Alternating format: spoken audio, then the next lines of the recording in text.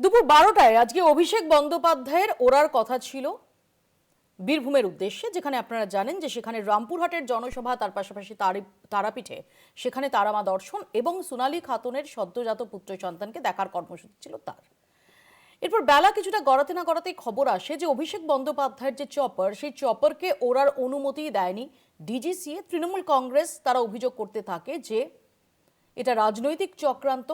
শেষ পর্যন্ত ঝাড়খণ্ড সরকারের সঙ্গে যোগাযোগ করে হেমন্ত সোরেনের যে হেলিকপ্টার, সেই হেলিকপ্টারকে একদিনের জন্য ডিহাইয়ার করে, অর্থাৎ একদিনের জন্য ব্যবহার করার উদ্দেশ্যে সেটাকে নিয়ে আসা হয় ঝাড়খণ্ড থেকে বেহালা থেকে রামপুরহাটে পৌঁছন অভিষেক বন্দ্যোপাধ্যায় এবং সেখানের মঞ্চ থেকে সরাসরি অভিযোগ করেন যে কোট আনকোট বাংলা বিরোধী বিজেপিরা চক্রান্ত করেছিল তাকে বীরভূমে যাওয়া থেকে বিরত রাখতে। এর পাশাপাশি নির্বাচন কমিশনকে আরও একবার এক হাত নেন অভিষেক বন্দ্যোপাধ্যায়। অভিযোগ করেন যে এমনকি অমর্ত্য সেনকেও এসআইআর এর নোটিশ পাঠানো হয়েছে। অন্যদিকে মুখ্যমন্ত্রী মমতা বন্দ্যোপাধ্যায় তিনি আজকে সকালেই আমরা দেখেছি আরও একবার নির্বাচন কমিশনকে নিশানা করেন। শুধু তাই না, গতকালই তিনি জানিয়েছিলেন যে সুপ্রিম কোর্টে যাবে তৃণমূল কংগ্রেস, প্রয়োজনে তিনি নিজে প্রিট করতে প্রস্তুত। আমরা দেখলাম যে রাত পোহাতে না পোহাতে তৃণমূল কংগ্রেস তারা 101 পাতার পিটিশন নিয়ে সুপ্রিম কোর্টের দ্বারস্থ হলো এবং সেখানে প্রশ্ন তুলল যে হোয়াটসঅ্যাপে কি করে সরকারি নির্দেশ আসে। এরই পাশাপাশি অভিষেক বন্দ্যোপাধ্যায়কে আমরা দেখলাম যে আজকে বীরভূমে 11টাতে 11টা টার্গেট তো বেঁধে দিলেনই, তার সঙ্গে তার বক্তব্য যে অনুব্রত মণ্ডল তিনি গতকাল তারাপীঠে পুজো দিয়ে তারামার কাছে তৃণমূলের জন্য 230টি আসন প্রার্থনা করেছিলেন। অভিষেক বন্দ্যোপাধ্যায় সেটাকে আরও 20 বাড়িয়ে বললেন তিনি 250 আসন চান। অর্থাৎ বোঝাই যাচ্ছে সব মিলিয়ে জমে উঠেছে ভোটের লড়াই। এ নিয়ে আমরা আলোচনা করব। আমাদের সঙ্গে রয়েছেন বিজেপির তরফ থেকে অরিজিৎ বক্সি, কংগ্রেসের তরফ থেকে অশোক ভট্টাচার্য, তৃণমূলের পক্ষ থেকে কৌশিক বিশ্বাস এবং সিপিআইএম এর পক্ষ থেকে আকাশ করার কিছুক্ষণের মধ্যে আমাদের সঙ্গে যোগ দিচ্ছেন। আমি শুরুতে আপনাদের দেখাবো যে আজকে বিস্তর টানাপোড়েন চলল অভিষেক বন্দ্যোপাধ্যায়ের চপার নিয়ে। দেখুন, কেন্দ্রের বিরুদ্ধে জোড়া হামলা। একদিকে মুখ্যমন্ত্রী মমতা বন্দ্যোপাধ্যায়, অন্যদিকে তৃণমূলের সর্বভারতীয় সাধারণ সম্পাদক অভিষেক বন্দ্যোপাধ্যায়। এদিন গঙ্গাসাগর থেকে ফিরে মুখ্যমন্ত্রী বলেন এসআইআর নিয়ে ভুলভাল কাজ করছে কমিশন, অবৈধভাবে বিজেপির আইটি সেলকে দিয়ে অ্যাপ বানিয়েছে তারা। ভুলভাল করছে ইলেকশন কমিশন, জীবিতদের মৃত দেখাচ্ছে, বয়োজ্যেষ্ঠদের নাকে নল পরিয়ে নিয়ে যাচ্ছে এবং যেসব অ্যাপ করেছেন বিজেপির আইটি সেলকে দিয়ে সেগুলো ইললিগাল, আনকনস্টিটিউশনাল, আনডেমোক্রেটিক। এভাবে চলতে পারে না। আপনাদের বলবো আপনারাই ক্রস চেক করুন এবং আপনারা মানুষের পাশে দাঁড়ান। আমার পাশে দাঁড়ানোর দরকার নেই। মুখ্যমন্ত্রী যখন শহরে নামছেন তখন শহর থেকে বীরভূম উড়ে যাওয়ার কথা ছিল অভিষেকের, কিন্তু কপ্টার বিভ্রাটে বীরভূমের সভায় প্রায় 2.5 ঘন্টা দেরিতে পৌঁছন তৃণমূলের সেকেন্ড ইন কমান্ড। ডিজিসি এর অনুমতি না মেলায় ঝাড়খণ্ডের মুখ্যমন্ত্রী হেমন্ত সোরেনের হেলিকপ্টার ভাড়া করে তৃণমূল। বীরভূমে গিয়ে এ নিয়ে বিজেপির বিরুদ্ধে সোচ্চার হন অভিষেক। বলেন ভোট শুরুর আগেই বাংলা বিরোধীরা ষড়যন্ত্র করছে, চক্রান্ত করে কপ্টার আটকে দেওয়া হয়েছে। নির্বাচনের দামামা হয়তো বেজে গেছে এসআইআর এর মাধ্যমে, কিন্তু নির্বাচন অফিসিয়ালি এখনো পর্যন্ত ঘোষণা করা হয়নি। তার আগে থেকেই বাংলা বিরোধী এবং জমিদারদের চক্রান্ত।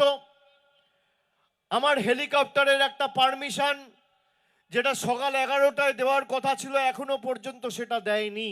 তাদের যা জেদ তার 10 গুণ জেদ আমার। আমি বুদ্ধি খাটিয়ে আমাদের পাশের রাজ্য ঝাড়খণ্ডের মুখ্যমন্ত্রী হেমন্ত সোরেনের সাথে কথা বলে তাদের যে হেলিকপ্টারটা ছিল সেটা আনালাম। তৃণমূলের অভিযোগ কপ্টার ইস্যুতে বাংলায় এসে মতুয়াদের এড়িয়ে গিয়েছিলেন প্রধানমন্ত্রী। এখন নির্বাচনের আগে অভিষেক যখন জানুয়ারি মাস জুড়ে একাধিক কর্মসূচি সাজিয়েছেন তখন ভয় পেয়েছে বিজেপি। আবার জিতবে বাংলা স্লোগানে আতঙ্কগ্রস্ত তারা।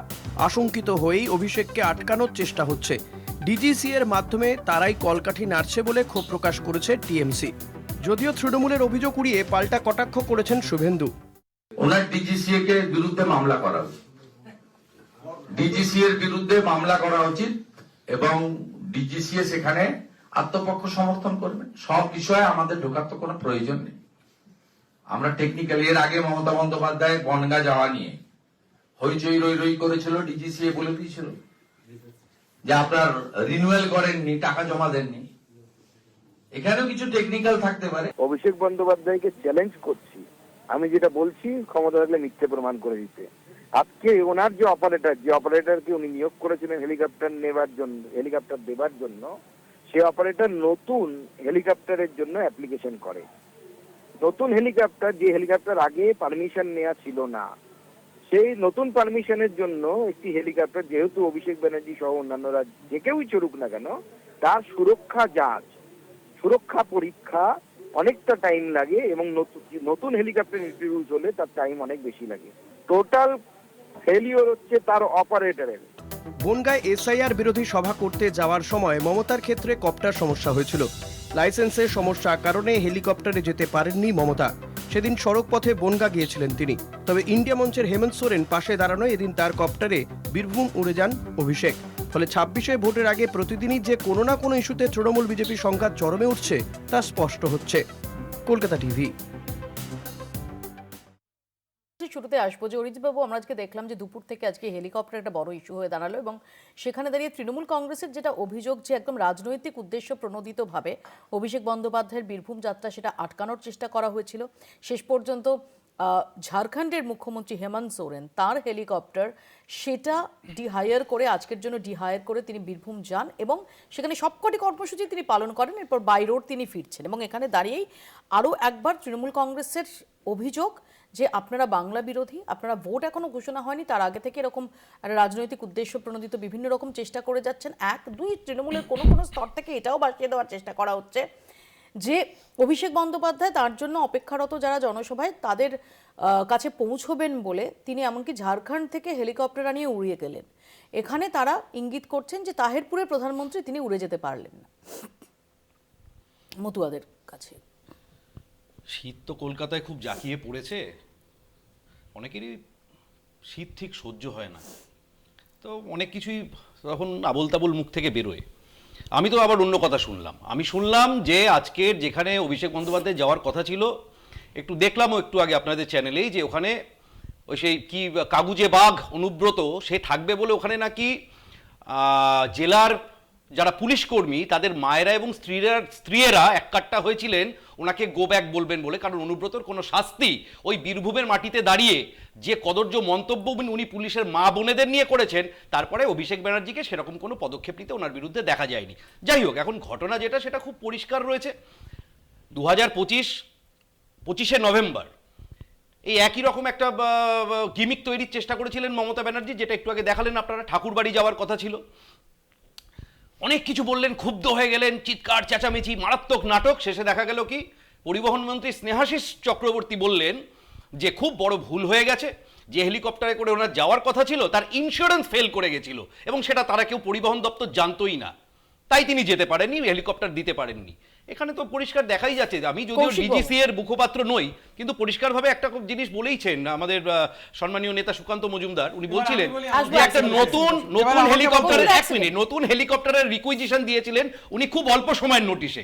এখন নতুন হেলিকপ্টার দিতে গেলে তার রক্ষণাবেক্ষণ অভিষেক ব্যানার্জি যাচ্ছেন, কোন রকম যদি মিসহ্যাপ হতো তার দায় সম্পূর্ণ ডিজিসি এর উপর চলে আসতো, সেটাকেই এড়ানো হয়েছে। প্রথম কথা হচ্ছে বিজেপি ডিজিসি এর মাধ্যমে যতই ষড়যন্ত্র করুক, হেলিকপ্টার আটকে আমাদের সাধারণ সম্পাদক অভিষেক বন্দ্যোপাধ্যায়কে আটকানো যায়নি, যাবেও না। আমাদের একটাই খুব সিম্পল প্রশ্ন, যে ব্যাপারটা সুকান্ত বাবু বললেন ডিজিসি বিবৃতি দিয়ে সেই ব্যাপারটা বলছে না কেন? কোয়েশ্চেন নাম্বার 1, আজকে 11:50 ওটা ফ্লাই করে যাওয়ার কথা ছিল, 12:53 ল্যান্ড করার কথা ছিল। অভিষেক বন্দ্যোপাধ্যায় 11:20 মধ্যে পৌঁছে গিয়েছিলেন। তারপর ডিজিসিএ কি অফিসিয়ালি কোনো কারণ দেখিয়েছে যে কেন দেব না? এটাই তো আমাদের সবচেয়ে বড় প্রশ্ন। আমরা বিজেপির দু একজন নেতৃত্বের মুখ থেকে শুনছি কেন দেবেন না। বিজেপি তো হেলিকপ্টারটার মালিক নয়, বা বিজেপি পারমিশন দেয়া না দেওয়ারও মালিক নয়। তাহলে কি এর থেকে এটাই প্রমাণিত হচ্ছে না যে বিজেপি ডিজিসিএকে দিয়ে এই ডিলেটা করিয়েছে যাতে অভিষেক বন্দ্যোপাধ্যায় দেরিতে গিয়ে পৌঁছতে পারেন? এক্স্যাক্টলি এই কথাটাই আমরা বলতে চাইছিলাম, যে তা নইলে ডিজিসিএ উত্তর না দিয়ে সুকান্তবাবু উত্তর দিচ্ছেন। এটাতে কি বাংলার মানুষ বুঝতে পারছেন না? আজকে আমরা ওপেনলি চ্যালেঞ্জ করে বলছি ডিজিসিএকে, আপনারা অফিসিয়াল স্টেটমেন্ট দিন, কেন আপনারা পারমিশনটা দিলেন না? যদি এটা হয় যে একটা নতুন কোম্পানি তার হেলিকপ্টারটার তারা কোনো আইনি পারমিশন নেননি, সেটাই বলুন কাম আউট। কিন্তু সেই কাম আউটটা করলেই তো ঝুলি থেকে বেড়ালটা বেরিয়ে আসবে। ব্যাপারটা হচ্ছে খুব সিম্পল, আপনারাও জানেন যে মোমেন্টাম পশ্চিমবঙ্গে আমাদের 250 সিট পাওয়ার উঠে গেছে, এটা হেলিকপ্টার বন্ধ করে করা যাবে না। আমি আসবো, আমি একটু অশোকদার সুতরাং কাছে সেই আসি। যে দিকে অশোকদা, হাঁটবেন না। আমরা দেখলাম আজকে তাল ঠোকাঠুকি মূলত হেলিকপ্টারকে কেন্দ্র করে, এসআইআর তো তার পাশাপাশি রয়েছে, ডেফিনেটলি বিষয় প্রসঙ্গে আসবো। দেখুন, প্রশ্ন হচ্ছে যে হেলিকপ্টার উঠতে পারলো কি উঠতে পারলো না, এটার সাথে বাংলার মানুষের সুখ দুঃখ আনন্দ বেদনা সমস্যার কোনো রকম কোনো সম্পর্ক নেই। তবে এসআইআর নিয়ে আপনি যে কথাটা বলছিলেন আমি শুনছিলাম আপনাদের প্রতিবেদনে। দেখুন, মানবিক হতে হবে কমিশনকে। প্রথম দাবি জানিয়েছে এ রাজ্যের বুকে যারা, পশ্চিমবঙ্গ প্রদেশ কংগ্রেস। এসআইআরের সময়সীমা বৃদ্ধির জন্য প্রথম দাবি আপনার এখানে শো হয়েছে, আপনি নিজেও জানেন। প্রথম দাবি জানানো হয়েছে পশ্চিমবঙ্গ প্রদেশ কংগ্রেস সভাপতি শুভঙ্কর সরকারের কাছ থেকে, এবং আমরা গত 10ই নভেম্বর এই এসআইআর প্রক্রিয়ার যে ত্রুটি বিচ্যুতিগুলো সেগুলোকে নিয়ে মামলা দায়ের করেছি সুপ্রিম কোর্টে। এর আগেও এডিআর মানে অ্যাসোসিয়েশন ফর ডেমোক্রেটিক রিফর্মস, তাদের তরফে যে সুপ্রিম কোর্টে মামলা দায়ের হয়েছিল তার ভিত্তিতেই কিন্তু বিহারের ওই যে এসআইআর প্রক্রিয়ায় আধার কার্ডকে ঐচ্ছিক একটা এই হিসাবে নথি হিসাবে বা তথ্য হিসাবে রাখার যে রায়টা বেরিয়েছিল সেই মামলার প্রেক্ষিতেই আজকে তৃণমূল কংগ্রেস তারা বলছে যে এরকমভাবে মামলা করবে ইত্যাদি করবে।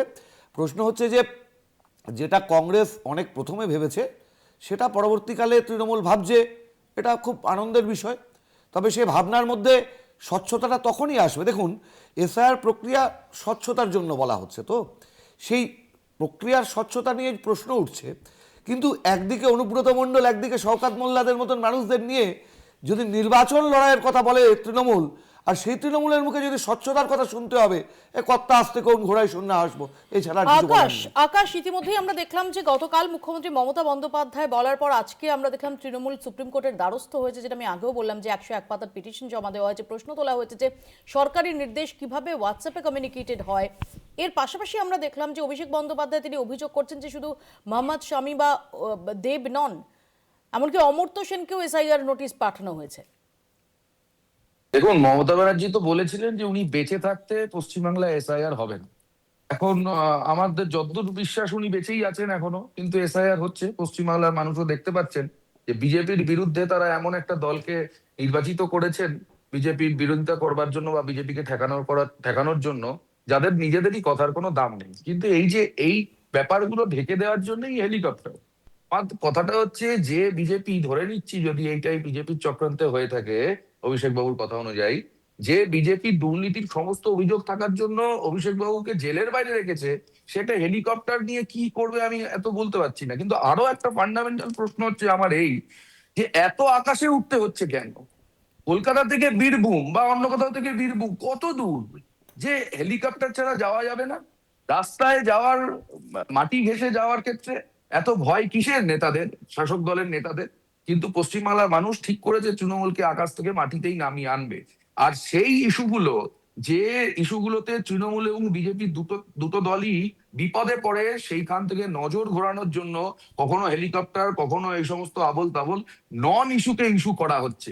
কিন্তু পশ্চিমবাংলার মানুষ এসআইআর যে প্রক্রিয়ায় বিহারে বিজেপি করার চেষ্টা করেছে বিজেপি নির্বাচন কমিশনকে দিয়ে, সেই ঢঙে পশ্চিমবাংলায় যদি করার চেষ্টা হয় তাহলে তার সর্বোচ্চ প্রতিরোধ হবে।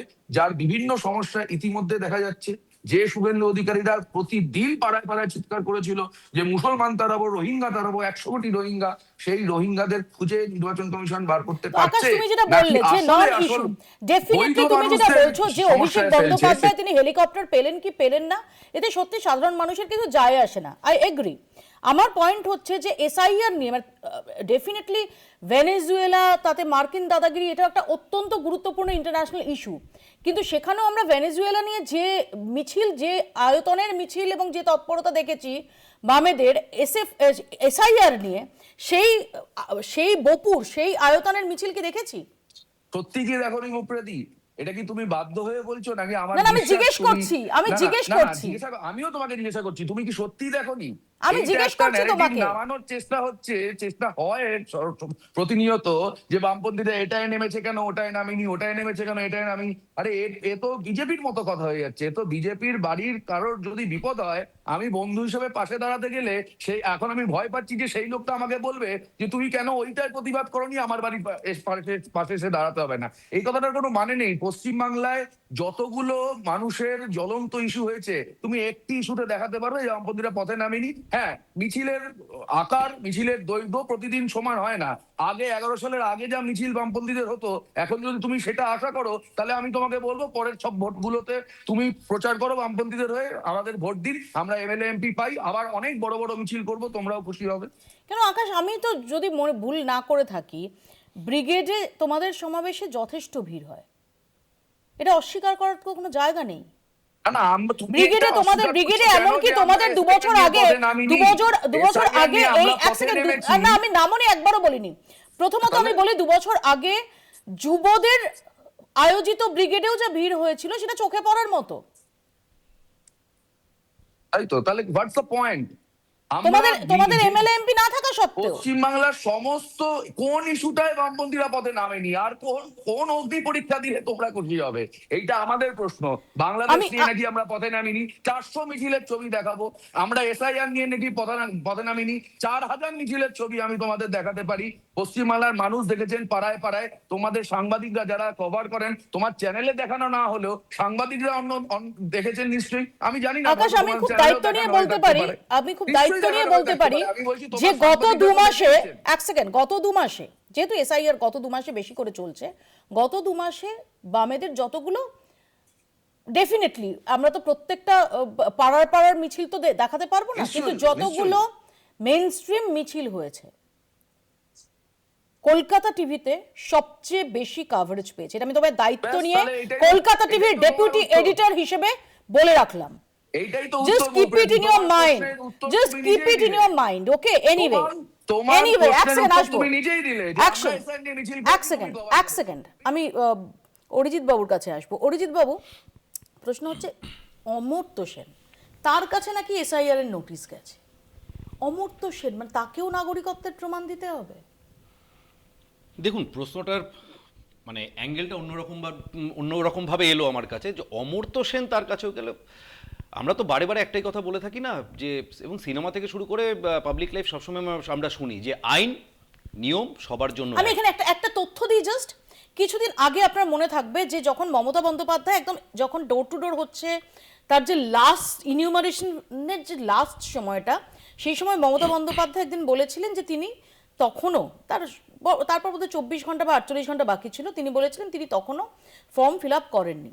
নির্বাচন কমিশনের তরফ থেকে বলা হয়েছিল, মানে জাস্ট ফ্লোট করানো হয়েছিল যে যারা এমিনেন্ট পার্সোনালিটিস তাদের জন্য অলরেডি একটা ব্যবস্থাপনা থাকে, তাদের একটা লিস্ট থাকে। ঠিক তো তাহলে অমর্ত্য সেন সেই এমিনেন্ট পার্সোনালিটিস এর মধ্যে পড়েন না? ঠিক কথা। আপনার প্রশ্নের যদি উত্তর দিতে হয়, তাহলে সবার আগে যে জায়গাটা ক্ল্যারিফাই করতে হবে যে নোটিশ কাদের কাছে যাচ্ছে। এরকম ব্যাপার নেই যে মমতা ব্যানার্জি, আপনি ঠিক বললেন যে এমিনেন্ট পার্সোনালিটিসের জন্য একটা এক্সট্রা একটা ব্যবস্থা ছিল। কি ব্যবস্থা ছিল? যে এমিনেন্ট পার্সোনালিটিদের, তাদের সাথে বিএলও যিনি রয়েছেন, যে বুথে সেই এমিনেন্ট পার্সোনালিটির বাড়ি, তার সাথে তার বিএলও আগে থেকে ফোন করে অ্যাপয়েন্টমেন্ট নিয়ে তার দেওয়া সময় তার বাড়িতে গিয়ে এনুমারেশন ফর্মটা জমা বা দেওয়া, এই বিষয়টা কমপ্লিট করবেন। এক্ষেত্রেও হয়তো সেটাই হয়েছে, কিন্তু প্রশ্নটা অন্য জায়গায়। প্রশ্নটা হচ্ছে যে অমর্ত্য সেনের নামে নোটিশ এলো কেন। এবার নোটিশ কেন আসবে, নোটিশ আসে কেন, আগে তো সেটা জানতে হবে। নোটিশটা কেন আসে? যদি প্রজেনি ম্যাপিং ঠিকঠাক না হয় বা 2002 এর লিস্টের নাম না থাকে, আমি একটু শেষ করে নিই, অর্থাৎ টেকনিক্যাল, যদি এনুমারেশন ফর্ম ফিল আপ করার পরেও যদি টেকনিক্যাল ডেফিসিয়েন্সি থাকে, তাহলে নোটিশ আসবে। আর এখানে এত চমকাবার কিছু নেই। নোটিশ এসেছে, উনি ভারতের সম্মানীয় নাগরিক, উনি গিয়ে নাম তুলে আসবেন, অসুবিধার কিছু নেই। হ্যাঁ, আমাদের সমস্যাটা হচ্ছে খুব সিম্পল। সেটা হচ্ছে এটা বিজেপির নির্দেশে ভ্যানিশ কুমার অত্যন্ত পরিকল্পিতভাবে বাঙালির কৃষ্টিতে আঘাত করেছেন। Amartya Sen is one of the living legend Bengal. তাহলে তো সবার আগে মমতা ব্যানার্জি অভিষেক ব্যানার্জি নোটিশ যেত। আমি তো মাঝখানে বলি, সবার আগে মমতা ব্যানার্জি অভিষেক ব্যানার্জি নোটিশ যেত। বাঙালির অসুবিধাকে সবচেয়ে যদি বেশি কেউ আহত করে থাকেন, মমতা ব্যানার্জি অভিষেক ব্যানার্জি। বাংলা ও বাঙালির কৃষ্টিতে বিজেপি আঘাত করেছে। As simple as that. এর বাইরে কোনো গল্প নেই এটাতে। উদ্দেশ্য প্রণোদিতভাবে বাঙালির আত্মাকে হিট করবে বলে বাঙালির একজন নোবেল জয়ী চিন্তাবিদকে ওরা ইচ্ছে করে নোটিশ পাঠিয়েছে। এর বাইরে আর আমাদের তৃণমূলের ঠিক তরফ থেকে অমর্ত্যবাবু এর যেখানে কোনো থাকেন, বক্তব্য নেই। সেই পাড়ায় এটাই হয়েছে। কয়েকটা বাড়ি দূরে নইলে আপনি অবনপল্লীতে ভাবতে পারেন অবনীন্দ্রনাথ ঠাকুরের স্মৃতি অমর্ত্য বিজড়িত সেনকে বাড়ি নোটিশ পাঠানো হচ্ছে। এই বোলপুর পুরসভা, তৃণমূলের পুরসভা আবার মাস তো তিনেক সেই আগে অন্য ভেঙে জায়গায় চলে গুড়িয়ে যাচ্ছে, দিয়েছে। সেখানে আবার বাংলার সেই অস্মিতার অন্য কথা জায়গায় চলে অস্মিতার যাচ্ছেন। তখন মনে পড়েনি। অমর্ত্য সেনকে এখন একটা নোটিশ technical পাঠানোর নোটিশ মাধ্যমে গেছে, সেটা যদি বাঙালিকে বাঙালি অস্মিতা বিজেপির টেনে চোখের জল ভাসিয়ে নির্বাচন দিচ্ছে। কমিশন আজব, অপমান করছে। আজব কথা। এইটাই হচ্ছে এর সারাংশ। এর বাইরে এর কোনো সারাংশ বলছি, নেই। অবনীন্দ্রনাথ ঠাকুরের বাড়িটা ভেঙে এটা দিলেন কেন? স্ট্রেট বাঙালিকে অপমান করা, অবনীন্দ্রনাথ ঠাকুরের বাড়িটা পরিকল্পিতভাবে ভেঙে দিলেন অপমান কেন? করা, অশোকদা পরিকল্পিতভাবে অমর্ত্য অপমান করা। সেনের কাছেও এসআইআর নোটিশ যাচ্ছে নাকি? দেখুন, প্রশ্নটা হচ্ছে যদি অমর্ত্য সেনের টেকনিক্যাল কোনো ব্যাপার থেকে থাকে তাহলে যে নোটিশ যাচ্ছে কি যাচ্ছে না সেটা নির্বাচন কমিশনের আয়ত্তের বিষয়। কিন্তু যে আলোচনাটা এখানে উঠে আসলো, আলোচনাটা কিন্তু মৌপিয়া একেবারে ফেলে দেওয়া যায় না। খুব সচেতনভাবে আমি একটু পুরনো ঘটনা আনছি কয়েকদিন আগেকার। সংসদ ভবনে দাঁড়িয়ে বঙ্কিম দা বলে যে আহ্বান এবং যে মানে কি বলবো আর কি ডাক, আপনার মনে হয় প্রধানমন্ত্রী না বুঝে করেছেন? অত্যন্ত সচেতনভাবে বাঙালি কৃষ্টি সংস্কৃতিকে অসম্মানজনক একটা জায়গায় দেখানোটাই তার উদ্দেশ্য। সেই জায়গায় দাঁড়িয়ে অমর্ত্য সেন তো না, আজকে এখানে আমার একটা প্রশ্ন আছে। আজকে আঘাত লাগার ব্যাপার নয়। বিজেপি ধরে নেওয়া যাক সর্বশক্তি দিয়ে বাংলায় ক্ষমতা দখল করতে চায় তোমাদের কথা মতো বাই হুক অর ক্রুক। তাহলে নরেন্দ্র মোদী তিনি জেনে বুঝিয়ে ডেলিবারেটলি বঙ্কিমচন্দ্রকে বঙ্কিম দা বলে বাঙালির সেন্টিমেন্ট হার্ট করার মতো একটা কালিদাসী কাজ কেন করবেন? লজিকটা তো আমাকে বোঝাবে। তাহলে তো মাউপি আমি বলতে হয় এসে যে রবীন্দ্রনাথের আসনে এসে অমিত শাহ বসে পড়েন, কখনো বেলুড়ে গিয়ে নরেন্দ্র মোদীও মানে নরেন সেজে বসেন, কিংবা এই ঘটনাগুলো তো নতুন কিছু নয়। আমি কিন্তু অমর্ত্য সেন নিয়ে খুব ভাইটাল একটা কথা বলবো। নালন্দা বিশ্ববিদ্যালয়ের সর্বোচ্চ পদ থেকে বিজেপি গভর্নমেন্ট আসার পরে যে প্রথম আওয়াজটা এসেছিল, অমর্ত্য সেনকে সে পদ থেকে সরিয়ে দেওয়া হয়েছিল। অমর্ত্য সেনের নামে এরা জুজু দেখে। আসলে প্রশ্নটা অমর্ত্য সেন নয়। এক সেকেন্ড, যে বিশ্বভারতীতে তার যে প্রপার্টি, সেই প্রপার্টি নিয়েও প্রশ্ন তোলা হয়েছিল। তদানীন্তন যিনি বিশ্বভারতীর ভিসি, এবং সে সময় দাঁড়িয়ে অমর্ত্য সেন এমন কথাও বলেছিলেন যে কেন্দ্রীয় সরকার আমাকে পছন্দ করে না, যে কারণে এগুলো করছে। আমি মৌপিয়া ঠিক এই জায়গাটাই বলছি। সুতরাং এই জায়গাতে এই ফেলাসি যে অমর্ত্য সেনকে নোটিশ পাঠানো মানে, এখানে আমি সমস্ত রাজনীতির ঊর্ধ্বে গিয়ে বলবো অমর্ত্য সেন মানে কোনো ব্যক্তি না। আসলে বিজেপি ভয় পায় দর্শনগত লড়াইকে। এই যে ইডিওলজিক্যাল ব্যাটেলের কথা রাহুল গান্ধী বলছেন, অমর্ত্য সেন মানে একটা চেতনা, অমর্ত্য সেন মানে একটা প্রগতিশীল ভাবনা, অমর্ত্য সেন মানে একটা মানে উন্মুক্ত দর্শন। সেই জায়গাতে দাঁড়িয়ে বিজেপি কিন্তু অমর্ত্য সেনকে প্রথম থেকে আঘাত। আমি আসবো, একটা ছোট্ট ব্রেক আমাকে নিতে হবে। আমি আকাশ বোধহয় কিছু বলতে চাই, আমি আসবো আকাশ। ছোট্ট একটা ব্রেক তার আগে নিচ্ছি, দেখতে থাকুন বাংলা বলছে। বীরভূম গিয়ে তৃণমূলের টার্গেট বেঁধে দিলেন অভিষেক বন্দ্যোপাধ্যায়, বললেন দল পাবে 250 আসন। অমর্ত্য সেনকে এসআইআর নোটিশ পাঠানো হয়েছে বলে এদিন তোপ দাগেন তিনি। শুভেন্দু অধিকারীর যদিও দাবি যে বানান ভুল বা এ ধরনের কারণে নাম বাদ যেতে পারে, পূর্ণাঙ্গ তালিকা প্রকাশের পরে সবকিছু পরিষ্কার হয়ে যাবে। ২৬ নির্বাচনের টাগ অফ ওয়ার শুরু হয়ে গেছে। প্রচারে বেরিয়ে পড়েছে সব পক্ষই। এদিন রামপুরহাটের সভা থেকে তৃণমূলের টার্গেট বেঁধে দিতে চাইলেন অভিষেক। অনুব্রতকে পাশে নিয়েই বললেন রাজ্যে 250 আসন পাবে তৃণমূল। দেখলাম কেষ্টদা বলেছে মাকে বলে এসছি 230টা আসন দিতে হবে। আমি তো আজকে 20টা আরো বাড়িয়ে বলবো। 250 আসনে তৃণমূলকে জেতাতে হবে, না হলে যে দল 70টা আসন নিয়ে একটা গরিব ছেলেকে চিকেন প্যাটিস বিক্রি করে বলে মারছে, সেই দল যদি ক্ষমতায় থাকে তাহলে আগামী দিনেরা কি অবস্থা করবে বাংলার খালি একবার ভেবে দেখুন। এর পাল্টা কটাক্ষ করতে ছাড়েনি বিজেপি। তৃণমূল কংগ্রেস এবারে 26 নির্বাচনে 50 অব্দি যাবে না, অপেক্ষা করুন, দেখতে পাবেন মজা কাকে বলে। পঞ্চায়েতের মতো কি বিরোধী শূন্য করার টার্গেট নিচ্ছে তৃণমূল? আরে ওদের টার্গেটে কোনো দাম আছে নাকি? ও তো কত কি বলেছিল 2019 সালে অর্জুন সিং যদি জেতে তাহলে নাকি পাঞ্জা খেতে দেবে, হাতের পাঞ্জা দেখিয়ে বলেছিল। দেখেছেন পাঞ্জা কাটা তো দূরে, নখ পর্যন্ত কাটেনি তবে থেকে। এসআইআর নিয়ে কেন্দ্রকে তোপ দেগে অভিষেক জানান নোবেল জয়ীকেও হেনস্থা করতে ছাড়ছে না এরা। অমর্ত্য সেনকেও শুনানির জন্য নোটিশ পাঠাচ্ছে। তবে শুভেন্দু বলেন, বানান বিভ্রাট বা ছোটখাটো ভুলের জন্য এটা হতে পারে। হায় রে পোড়া কপাল, অমর্ত্য সেনকে হিয়ারিং এর নোটিশ পাঠিয়েছে। অমর্ত্য সেন ভারতবর্ষের জন্য নোবেল পুরস্কার জিতে এনেছে। দেশের নাম যে বিশ্বসভায় বিশ্ববন্দিত করেছে, যাকে দেখে, যার মাধ্যমে দেশকে লোক চেনে জানে, যার হাত ধরে দেশ সমৃদ্ধ হয়েছে, সেই অমর্ত্য সেনকে এসআইআর এর নোটিশ পাঠিয়েছে। নিশ্চয়ই নামের বানান ভুল আছে, নয় স্পেলিং মিস্টেক আছে, কিছু তো একটা কারণ আছে, এমনি তো ডাকেনি। সহযোগিতা করা উচিত। 85 বছরের উপর যারা সিটিজেনশিপ তাদের ছাড় দিয়েছে, তার মধ্যেও যারা বলছেন, যেমন মাননীয় প্রাক্তন মন্ত্রী কান্তি গাঙ্গুলি বাড়িতে হিয়ারিং করলেন, ডেকে পাঠান, আসার দরকার। রাজ্যে এসআইআর এর সময়সীমা বাড়ানোর দাবিতে এদিন সুপ্রিম কোর্টের দ্বারস্থ হয়েছে তৃণমূল। তাদের দাবি, কমিশনের প্রক্রিয়ায় একাধিক ভুল আছে, যা নিয়ে পাল্টা কটাক্ষ করতে ছাড়েনি বিজেপি। এটা তো পশ্চিমবঙ্গ রাজ্য সরকারের নির্বাচন কমিশন নয়, যেখানে কুমোরটুলির একজন অসুররূপী মানুষ বসে থেকে মহিলাদের অধিকারকে লুট করবেন। তো দোলা সেনের অধিকার আছে মামলা করার, ভারতীয় গণতন্ত্র তাকে সেই অধিকার দিয়েছে, সংবিধান তাকে সেই অধিকার দিয়েছে, তিনি মামলা করেছেন। এ নিয়ে যা উত্তর দেবার নির্বাচন কমিশন দেবে, যা বলা সুপ্রিম কোর্ট বলবে। এটা তো বিজেপির নির্বাচন কমিশন নয়। বীরভূমে গিয়ে এদিন সোনালী খাতুনের সঙ্গে দেখা করেন অভিষেক। ছেলের নামকরণ করেন আপন। তারপর সেখান থেকে যান তারাপীঠ মন্দিরে। কলকাতা টিভি। অমর্ত্য সেন প্রসঙ্গে আকাশ কিছু বলতে চাইছিল। আকাশ প্লিজ। হচ্ছে এই যে অমর্ত্য সেন কিংবা মোহাম্মদ শামি দেশের হয়ে এতগুলো কাপ জিতেছেন, তাদেরকে এই ব্যাপারটার মধ্যে ফেলাটা যথেষ্ট অসম্মানজনক, সেটা ঠিক। কিন্তু এটা নতুন বলে না, অশোক দাও বলছিলেন আমার আগে যে অমর্ত্য সেনের উপর বিজেপির রাগটা আজকের নয়, সেই রাগটা অমর্ত্য সেন শুধু বাঙালি বলে কিনা, নাকি ওনার মতামত ইত্যাদি সেই সব আরো আছে। কিন্তু পশ্চিমবাংলার মানুষ, পশ্চিমবাংলার বিদ্বজন, পশ্চিমবাংলার গুরুত্বপূর্ণ মানুষ যারা সারা বিশ্বের কাছে বাংলার মুখ উজ্জ্বল করেছে, তাদের কারোরই ভালো লাগার কথা না বাংলায় এই মুহূর্তে যা হচ্ছে।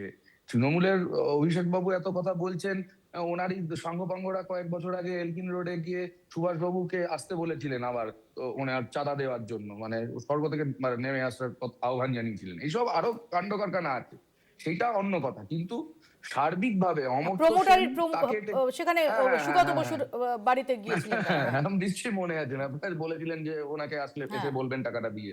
যাই হোক, সেসব আমি বলছি যে অমর্ত্য সেনকে তাকে যদি একটা ঝামেলার মধ্যে ফেলা হয়, সেটা যেমন ইম্পর্টেন্ট, ইকুয়ালি ইম্পর্টেন্ট পশ্চিমবাংলার গরিব মানুষ, সে যে ধর্মেরই হন না কেন, অযথা তাদেরকে যে সমস্যায় ফেলা হচ্ছে। আচ্ছা, মৃত ভোটার বাদ দেওয়ার জন্য, ডুপ্লিকেট এন্ট্রি বাদ দেওয়ার জন্য এই পদ্ধতিটা তো প্রতি বছর হওয়ার কথা। সেটা যদি ঠিকঠাক করে হতো স্যানিটাইজ ভোটার লিস্টে, তাহলে এটা হতো না। এবং এসআইআর হওয়ার পরেও বিহারে আমরা দেখেছি কিভাবে বিভিন্ন রাজ্যের ভোটাররা সেই রাজ্যেও ভোট দিয়েছেন, বিহারের ভোট দিয়েছেন, সেই ছবি বেরিয়েছে। রাহুল গান্ধী সহ আরো যারা অভিযোগ করেছেন, আমি তার মধ্যে যাচ্ছি না। কিন্তু পশ্চিমবাংলায় ভোটার লিস্ট স্যানিটাইজিং নিয়ে আমাদের বামপন্থীদের কোনো সমস্যা নেই। আমরাও বারবার করে বলে এসেছি যে পশ্চিমবাংলায় তৃণমূলের এই ভুয়ো ভোটার ধরা উচিত, কিন্তু তার জন্য সেটা আদৌ ঠিকঠাক করে হচ্ছে কিনা, কিন্তু মানুষকে যেভাবে সমস্যার মধ্যে ফেলা হচ্ছে জাতি ধর্ম নির্বিশেষে, এইটা পশ্চিমবাংলার মানুষ ভালোভাবে নিচ্ছেন বলে আমাদের মনে হয়। তো অরিজিৎ বাবু, আমরা দেখলাম যে আজকে গিয়ে অভিষেক বন্দ্যোপাধ্যায় যে বক্তব্য শোনালাম, যে তিনি বললেন যে অনুব্রত মণ্ডল তিনি মা তারার কাছে প্রার্থনা করেছেন 230 আসন, কিন্তু তিনি 250 আসনের প্রার্থনা করছেন। আমরা দেখি যে তারাপীঠে অভিষেক বন্দ্যোপাধ্যায় গিয়েছিলেন এবং তার বক্তব্য যে 70 আসন হাতে থেকেই যারা একজন গরিব চিকেন প্যাটিস বিক্রেতা তাকে এরকমভাবে হেনস্থা করে। এরপর তিনি সোনালী খাতুনের সঙ্গে দেখা করতে গিয়েছিলেন, তার পুত্রের নামকরণ করেছেন আপন, এবং তিনি এসে সেটা নিয়ে এক্স চ্যানেলে পোস্টও করেছেন যে 250 ভোটের ডাক এবং আপনারা বাংলা বিরোধী, আপনাদের জমিদারি আচরণ, যে কারণে চিকেন প্যাটিস বিক্রেতা থেকে শুরু করে সোনালী খাতুন তারা এরকমভাবে হেনস্থার মুখে পড়ছেন, তারা দেশ থেকে দেশ ছাড়া হচ্ছেন, তাদের পুশব্যাক করা হচ্ছে। এই প্রসঙ্গগুলোকে নিয়ে কার্যত ভোটের সুরটা তিনি বেঁধে দিলেন। টার্গেট 250। দেখুন, অভিষেক বন্দ্যোপাধ্যায়ের কাছ থেকে এটাই এক্সপেক্টেড, কেননা ওই যে সেই নিউটনের সেই সূত্রে সেই আপেল পড়েছিল গাছ থেকে, সে আপেলটা যদি সত্যি কেউ পেয়ে থাকে সেটা হচ্ছেন অভিষেক বন্দ্যোপাধ্যায়। গাছে আপেল ফুলেছিল, উনি জাস্ট নিচে ক্যাচ নেওয়ার জন্য রেডি হয়ে বসেছিলেন। পার্টি ক্ষমতায় এসেছে এবং উনি পার্টির কি সেকেন্ড ইন কমান্ড, সর্বভারতীয় মানে কি বলে ওই কাঁঠালের আমসত্ত্ব, সর্বভারতীয় তৃণমূল কংগ্রেস তার জেনারেল সেক্রেটারি, হোয়াট এভার, ওনাদের দলে উনি কি পদ পাবেন সেটা আমাদের বিষয় না। কিন্তু কথাটা হচ্ছে যে এই যে বিভিন্ন বক্তব্যগুলো বিভিন্ন সময় যে বলে টলে আসছেন, কোথাও বলছেন এটা হলে রাজনীতি সেরে দেবো, কোথাও বলছেন ওটা হলে হাতের পাঞ্জা কেটে নেব, কিন্তু আলটিমেটলি যখন সেই ঘটনাগুলো সব ঘটছে তার আর কোনো প্রত্যুত্তর কিন্তু অভিষেক বন্দ্যোপাধ্যায়ের কাছে পাওয়া যাচ্ছে না। এটা স্বাভাবিক, অপরিপক্ক রাজনৈতিক মানসিকতা, চিন্তন, মনন থাকলে এই ধরনের বক্তব্য আসা স্বাভাবিক। কিন্তু যে কথাটা আপনি প্রথম বলেছিলেন, অশোকদাও বলেছিলেন একবার, যে এই সমস্তের মধ্যে না কতগুলো খুব গুরুত্বপূর্ণ ইস্যু হারিয়ে যাচ্ছে, যেগুলো আমাদের মানে খুব স্বাভাবিকভাবে একবার অন্তত নক করা উচিত ছিল। অভিষেক ব্যানার্জি বাঙালি সোনালী বিবির কথা বলছেন, একবারও তো বলছেন না বিমলি টুডু হাসদা, যিনি এই বাংলার, এই পশ্চিমবঙ্গের একজন মহিলা বিএলও, একজন বাংলাদেশি আব্দুল রহিম গাজী হুগলির ডানকুনিতে যাকে জুতো দিয়ে মারলেন, জবরদস্তি করে তার নামটা, উনি ওই আব্দুল রহিম গাজী বলেছিল তার নামটা তুলে দিতে হবে ভোটার তালিকায়, সেটা মানেননি বলে বিমলি টুডুকে উনি জুতো দিয়ে মারলেন। শুধু তাই নয়, তার বাড়িতে গিয়ে চড়াও হয়ে অকথ্য ভাষায় গালিগালাজ করে এলেন। এটা নিয়ে কিন্তু অভিষেক বন্দ্যোপাধ্যায়, তৃণমূল কংগ্রেস কোনো কথা বলবে না। হ্যাঁ, দেখুন, প্রথম কথা হচ্ছে যে আমাদের সর্বভারতীয় সাধারণ সম্পাদক অভিষেক বন্দ্যোপাধ্যায় 250 আসনের টার্গেট বেঁধে দিয়েছেন এবং আমরা নিশ্চিত আমরা 246 থেকে 256 কমপক্ষে পাবো। এই যে সোনালী খাতুন, এই সোনালী খাতুন কেন এখন এতটা সিগনিফিকেন্ট হয়ে উঠলো সারা ভারতবর্ষের কাছে, এটা ভারতবর্ষীকে মনে করিয়ে দিচ্ছে সেই 1939 সালের নাৎসি বাহিনীর অত্যাচার। সোনালী খাতুনকে আপনি ধর্মের প্রিজমে দেখবেন না, একজন অন্তঃসত্ত্বা বাঙালি মহিলা, তাকে জবরদস্তি ডিপোর্ট করে বাংলাদেশের জেলে পাঠানো হলো অন্তঃসত্ত্বা অবস্থায়, তারপর সুপ্রিম কোর্টের রায় তাকে ফিরিয়ে নিয়ে আসতে হলো। এইরকম ঘটনা স্বাধীন ভারতবর্ষে ঘটেছে একটা উদাহরণ আমাদের দেখান, একটা। এবং বিশ্বাস করুন, এই সোনালী খাতুনের মতন যতজনকে উপর, এই যে 85 বছরের বৃদ্ধ নাকে নল নিয়ে অ্যাম্বুলেন্সে, আপনাদের চ্যানেল সব চ্যানেলে দেখানো হচ্ছে, তা সত্ত্বেও এসআইআর এর মৃত্যু মিছিল সত্ত্বেও বিজেপির এই আক্রমণ বাংলা ও বাঙালির উপর থামছে না। বিশ্বাস করুন, এর প্রত্যেকের চোখের জল ইভিএম মেশিনে বিজেপির বিরুদ্ধে বিদ্রোহ হয়ে ধারণা করবে। ওরা বুঝতে পারছে না কি চূড়ান্ত হার ওদের জন্য অপেক্ষা করছে।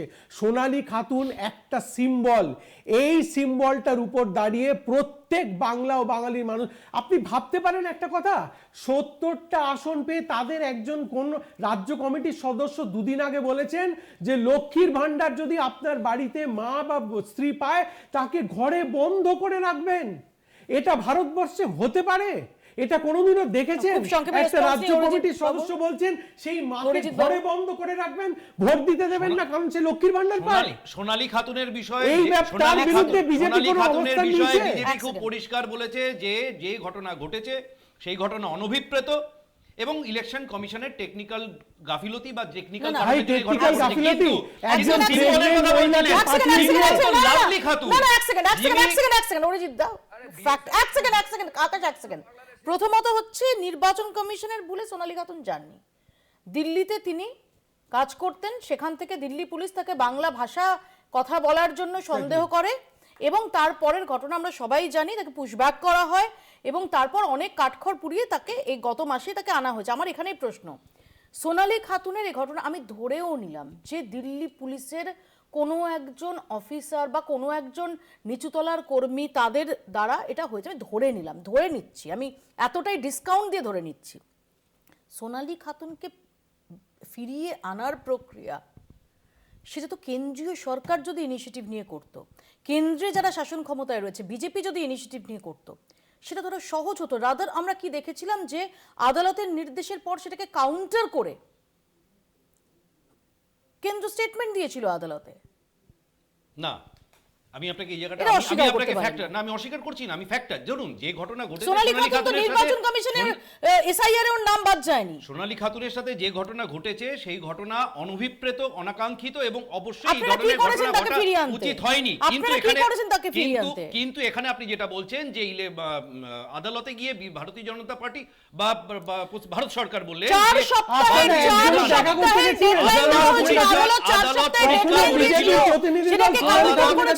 আদালত পরিষ্কার বলেছিল যে এই ঘটনার বিবেচনা অন এক্সচেঞ্জ অফ অ্যাফিডেভিট করা হবে এবং সেই অ্যাফিডেভিটের জন্য আদালত 4 সপ্তাহ সময় দিয়েছিল। অ্যাফিডেভিট এক্সচেঞ্জ করে ভারত সরকার কোথাও বলেনি যে সোনালী খাতুনকে আমরা ফিরিয়ে নেব না। রেদার ভারত সরকার অ্যাফিডেভিটে বলেছিল যে সোনালী খাতুনের পরিচয় যদি বৈধতা পায় তাহলে সোনালী খাতুনকে অবশ্যই নেওয়া হবে। আর সবচেয়ে বড় কথা হচ্ছে যে সোনালী খাতুন যে ফিরে এসছেন, এটা তো কখনোই ভারত সরকার এই বিষয়কে মান্যতা না দিলে সোনালী খাতুন বর্ডারের ওপার থেকে এপাশ কোনোদিন এসে পৌঁছাতেন না।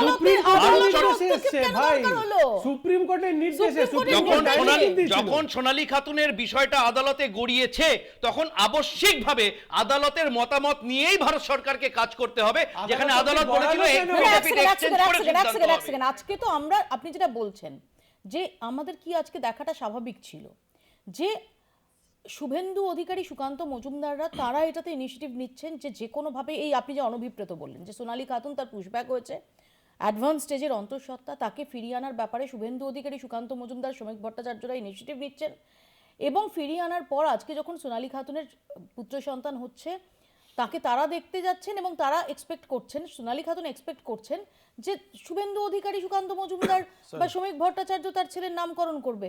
কেন তারা অভিষেক বন্দ্যোপাধ্যায়ের কথা বলছেন? সোনালী খাতুন এই ধরনের কোনো বিবৃতি দিয়েছে বলে আমি এখনো পর্যন্ত দেখিনি যে উনি এই আপনি যাদের কথা বললেন এটা আপনার কল্পনা প্রসূত যতদূর আমার সম্ভব মনে হয়। না আমার খুব সিম্পল প্রশ্ন, আমার বক্তব্যটা অত্যন্ত স্পষ্ট অরিজিৎ বাবু। আমি আবারও বলছি সব রকম ডিসকাউন্ট দিয়ে যে আনফরচুনেট ঘটনা কোনোভাবে কারো ভুলক্রমে, যেমন বাংলা, যেমন আরেকটা উদাহরণ যে আমি ধরে নিলাম যে দিল্লি পুলিশের কেউ যিনি হয়তো ইনসিগনিফিকেন্ট, যিনি হয়তো জানেন না, তার অপদার্থতা, তার অজ্ঞতা, তিনি একটা চিঠি দিচ্ছেন বঙ্গভবনে, দিয়ে বলছেন যে বাংলাদেশি ভাষা জানে। আপনাদের তো সেটাকে কন্ডেম করা উচিত ছিল, আপনাদের দল সেটাকে ডিফেন্ড করতে যাচ্ছিল কেন? করেছিল দিল্লি পুলিশ। এক্ষেত্রে দিল্লি পুলিশ যেটা করেছে, আপনাদের দলের তো ইনিশিয়েটিভ নিয়ে কেন্দ্রের কাছে দরবার করে সোনালী খাতুনকে ফিরিয়ে আনাটা এক্সপেক্টেড ছিল। দুটো বিষয় আপনি বললেন, নাম্বার 1 একটা বাংলাদেশি ল্যাঙ্গুয়েজের কথা বললেন, অর্ধসত্য অসত্য থেকেও খারাপ, অর্ধসত্য অসত্য থেকেও খারাপ, যেটা পরিষ্কার ছিল বিষয়টা যখন আপনি তুললেনই তখন অরিজিৎ বাবু একটা কথা বলে দিই, মৌপিয়া নন্দীর বাংলা বলছে তো এসে হয়তো আপনি জানেন না, আপনার এসে তথ্য দিয়ে কাউন্টার করার ক্ষেত্রে আপনি তথ্য সমৃদ্ধ হয়ে আসবেন, কারণ মৌপিয়া নন্দী অর্ধসত্য বা ভুল ফ্যাক্টসের উপর দাঁড়িয়ে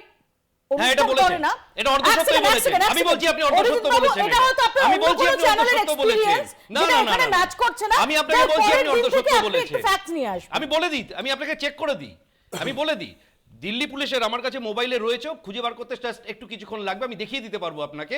দিল্লি পুলিশের যে ভার্সনটা ছিল সেখানে পরিষ্কার দিল্লি পুলিশ, এটা একটা ইন্টারনাল ডিপার্টমেন্টাল মেমো ছিল, যে মেমোতে দিল্লি পুলিশ বলেছিল যে 8জন সন্দেহভাজন ব্যক্তিকে দিল্লি পুলিশ গ্রেপ্তার করেছে, তাদের কাছ থেকে কিছু ডকুমেন্ট পাওয়া গেছে, যে ডকুমেন্টের মধ্যে যে ল্যাঙ্গুয়েজ শো করে, এই খবরটা আমার ব্রেক ছিল, ওটা আমার ব্রেক ছিল, আপনার ব্রেক ছিল, আমার শো ছিল, আপনার ব্রেক ছিল, আমার শো ছিল, আমি আপনাকে সাবস্টেন্সের উপর বেস করে আমি আপনাকে এই আমি আপনাকে ব্রেকের পর দেখিয়ে চ্যানেলে শো ছিল, that's none of my business. ওহো, আপনি তো উত্তর দিতে দিচ্ছেন না, আশ্চর্য কথা। শো ছিল, দ্যাটস না, কিন্তু আমি বলছি মৌপিয়া নন্দীর বাংলা বলছে, তো কলকাতা টিভির বাংলা বলছে, তো এলে আমি উত্তরটা শেষ প্রিপারেশনটা নিয়ে আসবেন। আপনি তো সঞ্চালক, আপনি একটা উত্তর চাইলেন, আপনি উত্তরটা শেষ করার অনুমতি দিচ্ছেন না। অন্য জায়গায় আনপ্রিপেয়ার্ড সঞ্চালকদের যেভাবে কাউন্টার করেন, এখানে মৌপিয়া নন্দীকে সেভাবে কাউন্টার করবেন। মৌপিয়া নন্দী লেজেন্ড আমি মেনে নিলাম, তারপরেও আমার উত্তরটা আবারও একই থাকবে যে এখানে সত্যটা পুরোপুরি বলা হলো না। না ঠিক আছে, আমার কথাটা হচ্ছে যে সোনালী তো উনি একজন নন। এই কিছুদিন ধরে এই বিজেপি যে আবহ তৈরি করেছে সারা দেশে, ভিন রাজ্যে বাঙালির খুন হওয়া, বাঙালির আহত হওয়া, আক্রান্ত হওয়া, এই তো একের পর এক ঘটনা। মুর্শিদাবাদের পরিযায়ী শ্রমিকদের দেখেছি আমরা, আমাদের রাজ্যে ছত্তিশগড়ের ঘটনা ঘটেছে, আমাদের রাজ্যে ছত্তিশগড়ের দুর্ভাগ্য ঘটনা হচ্ছে ঘটেছে। এমন একটা সরকার চলছে যারা সবাইকে পরিযায়ী করে দেশের রাজ্যের বাইরে পাঠিয়ে দিয়েছে, আর বিজেপি সারা দেশে তাদেরকে পিটিয়ে আবার বাড়ি পাঠিয়ে দিচ্ছে। এই এক অদ্ভুত সমস্যায় আমরা সবাই পড়েছি। কিন্তু আমাদের কথাটা হচ্ছে যে এই যে বিজেপি গোটা দেশ জুড়ে যে মিথ্যে কথাটা বলে যাচ্ছে, বিজেপি কি ক্ষমা চাইলো কোথাও? যাদের একজনকে মহিলাকে দিল্লির রাস্তা থেকে তুলে বিএসএফ কে দিয়ে পুশব্যাক করে দিয়ে আসা হলো, তারপর সেই দেশের সরকার আবার ফেরত পাঠালো, নিতে বাধ্য হলো, নিজের শুধু নিজের চাটার মতো, কোথাও কি একবার কোথাও ক্ষমা প্রার্থনা করেছে? কিংবা এতগুলো ঘটনা যেখানে ঘটছে বাঙালিদের আক্রান্ত হওয়ার, কোথাও কি বিজেপির সর্বোচ্চ নেতাদের দেশের একটা কোথাও বিবৃতি আছে? সাঁইদের পুরোবার পর আপনারা ক্ষমা চেয়েছিলেন, বিজন বাড়িতে সাধুদের পুরোবার পর আপনারা ক্ষমা চেয়েছিলেন, আপনারা ক্ষমার কথা বলবেন না। 34 বছর পশ্চিমবঙ্গে আগুন জ্বালিয়ে কলকারখানার লাটে তুলে মানুষকে বেকার করে, অশিক্ষিত করে, ইংরেজি শেখা বন্ধ করে, কম্পিউটার কেড়ে নিয়ে আপনারা 34 বছর লাল লঙ্কা জ্বালিয়ে গেছেন। আপনারা বলছেন ক্ষমা চাওয়ার কথা। এক সেকেন্ড, আকাশ আসবে, অরিজিৎ বাবু আসবে। শূন্যে পৌঁছে গেছেন, এখন অন্তত একটু লজ্জা শরম রাখুন। আকাশ আসবো, এক সেকেন্ড আকাশ আসবো। একবারও দীপুচন্দ্র দাসের নাম বললেন না, একবারও খোকন দাসের নাম বললেন না, একবারও অমৃত মণ্ডলের নাম বললেন না, একবারও বিজেন্দ্র বিশ্বাসের নাম বললেন না, মণি চক্রবর্তীর নাম বললেন না, রানা প্রতাপ বৈরাগীর নাম বললেন না। ভেনেজুয়েলা চলে যান আন্দোলন করতে, এটাই আপনাদের নির্লজ্জ স্বরূপ। অরিজিৎ বাবু এক সেকেন্ড, অশোকদা। ব্যাপারটা হচ্ছে কিছুদিন আগে ওড়িশার মালকানগিরিতে যে ঘটনা ঘটলো, সম্বলপুরে যে ঘটনা ঘটলো, জুয়েল রানাকে পিটিয়ে মেরে দেওয়া হলো, এবং মপিয়া একটা ঘটনা এর মধ্যে ঘটেছে। এই ওড়িশার 14 জনের একটি পরিবার, সেই পরিবারকে এইভাবে বাংলাদেশে ঠেলে পাঠিয়ে দেওয়া হয়েছিল। আবার বাংলাদেশ মানে বিডিআর তাদের এদিকে পাঠিয়ে দিয়েছে। তাদের মধ্যে 9 জন আবার ওড়িশায় ফেরত চলে গেলেও এখনো অবধি 5 জন কোথাও তাদের ট্রেস পাওয়া যাচ্ছে না। আমি এবং আশুতোষ আমরা গতকাল গিয়েছিলাম বিএসএফ অফিসে, মানে ওটা নিয়ে আমরা দাবি দাওয়া জানিয়েছি। আমার বক্তব্য এটা নয়, আমার বক্তব্যের জায়গা যে বিজেপি তার দায় দায়িত্ব সোনালী খাতুনের ক্ষেত্রে যেমন এড়িয়ে যেতে পারে না।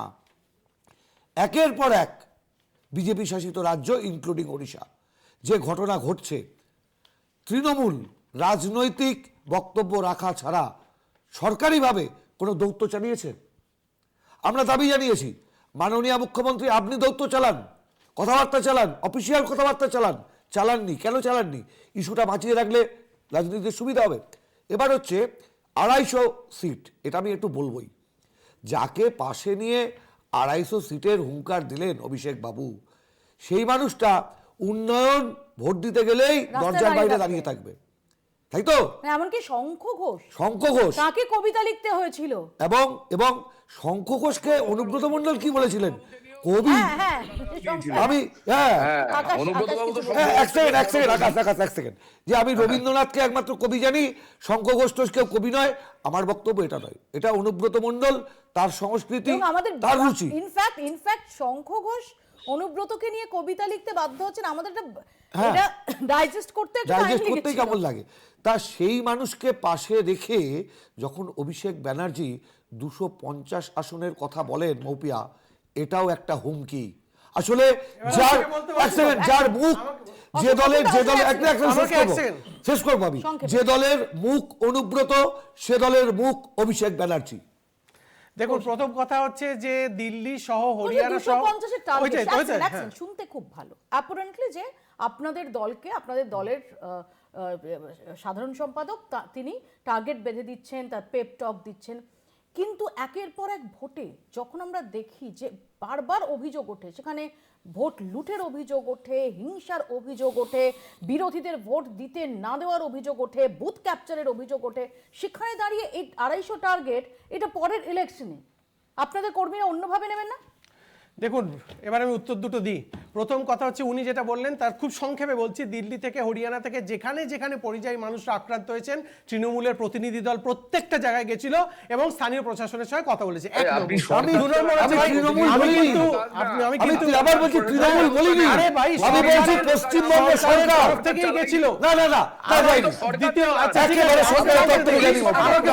আমাকে বলতে দিন।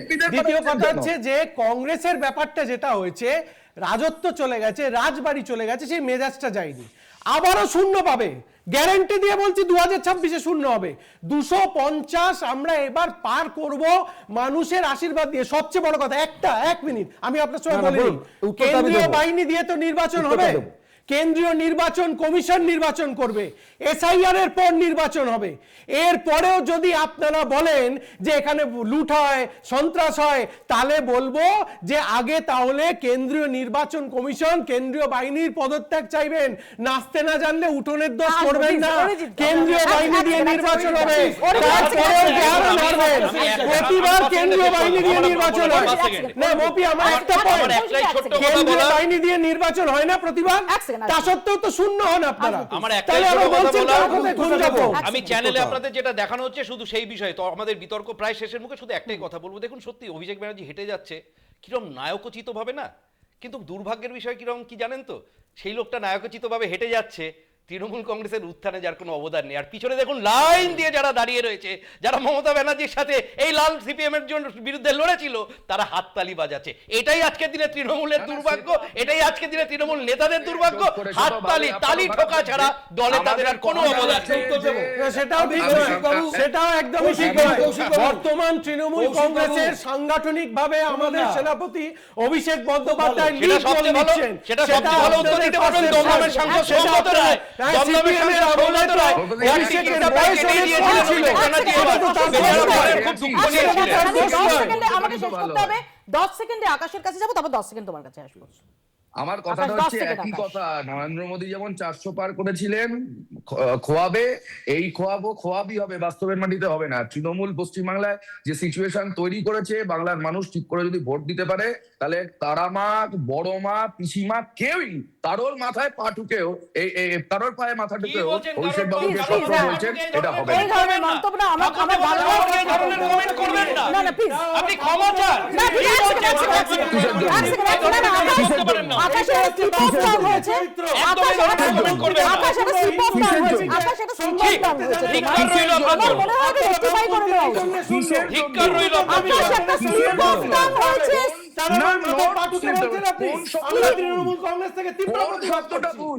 তুমি একটা স্লিপ অফ টাং হয়েছে, সেই স্লিপ অফ টাংটা তুমি রেকটিফাই করে নাও। আমি বুঝতে পারছি না কোন আমি বলে দিচ্ছি, তুমি সম্ভবত বলতে গিয়েছিলে পায়ে মাথা ঠুকে, সেটা মাথায় পা ঠুকে হয়ে গেছে। না না না, যেটা আপনার অরিজিনাল জিনিস সেটাই বেরিয়ে এসেছিল। আপনার মানসিকতা নেই আপনাদের এরকম। আপনার অরিজিনাল জিনিস আপনাকে পরে বোঝাবো, আপনি কি করে জানবেন আমার অরিজিনাল জিনিস? আপনি চেনেন না, বেরিয়ে এলো তো মুখ দিয়ে।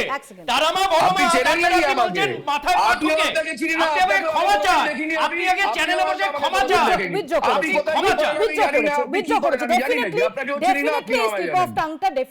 সবাই বুঝতে পারছি নিশ্চয়ই অভিপ্রেত নয়, ওর সেটা রেকটিফাইও করেছে, রেকটিফাইও করেছে।